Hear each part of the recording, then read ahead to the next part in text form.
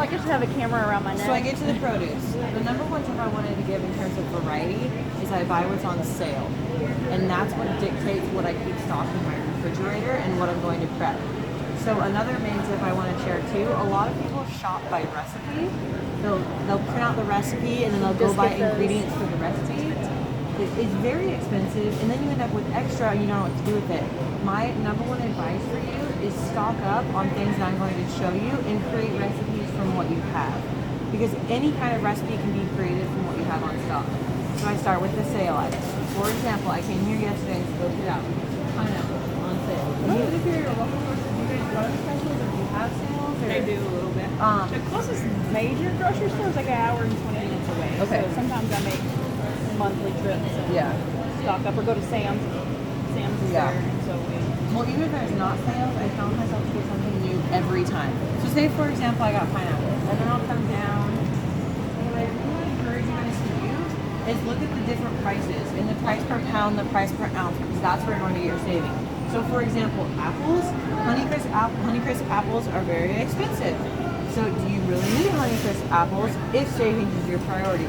So I'll look at the price per pound of the exact same things, and there's a lot of different variety. Peppers are expensive. It's be on sale, $2, which I'm pretty sure, I was staring at it yesterday and like trying to weigh it in my head. I'm pretty sure you're getting more peppers here, and these are usually very, very expensive. So just be very in tune with the prices that they're labeling and things next to it and seeing what would be the cheapest. But again, if you get peppers for the week, then you can little stuffed peppers, or you can make fajitas. So whatever you have stock for 4 days, 5 days, you can really turn that into a lot of variety. It doesn't have to be plain peppers or grilled peppers. Get your veggies, get your fruit, stock up, and then sit down for 10 minutes and just research some recipes or things that use it. Okay.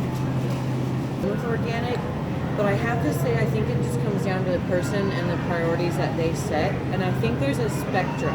I think there's a spectrum of organic and non-organic. For example, some people, like my parents, they like to grow their own veggies. That's the very, very beginning of the spectrum. You buy the seed, you plant it, you know exactly what's coming from it. The next level would be organic. It's in the store, it's organic. The next level would be not organic. So I think it kind of depends where you fall on that spectrum.